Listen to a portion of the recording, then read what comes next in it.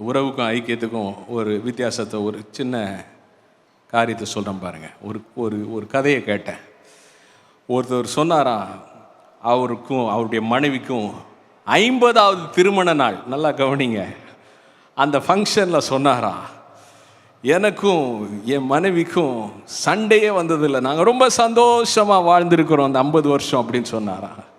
எப்படிங்க அந்த சீக்ரெட்டை சொல்கிறீங்களான்னு கேட்டாங்களாம். உடனே அவர் சொன்னாராம், 25வது திருமண நாளில் என் மனைவிக்கு நான் ஒரு வெகுமதி கொடுக்கும்படியாக சீனாவில் இருக்கிற பெய்ஜிங் நகரத்திற்கு கூட்டிகிட்டு போனேன் அப்படின்னு சொன்னாரா.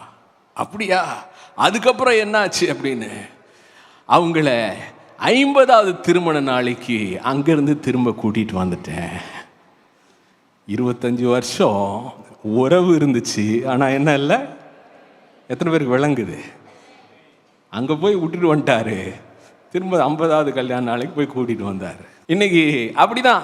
ரட்சிக்கப்பட்டப்ப, ஞானஸ்தானம் எடுத்தப்ப என்ன ஒரு சூப்பரான ஒரு சந்தோஷம், ரட்சிப்பின் சந்தோஷம், மகிழ்ச்சியான ஒரு அனுபவம். வேதத்தை எடுத்து ஆவலாக வாசிக்கிறது, ஜெபிக்கிறது. ஆனால் நாளடைவில் சிலருடைய வாழ்க்கையில் இந்த ஐக்கியம் அப்படியே குறைந்து விட்டது, தளர்ந்து விட்டது, வறண்டு விட்டது. ஆனால் இதை மாற்றுவதற்கு பரிசுத்த ஆவியானவர் இந்த பூமியில் வந்தார்.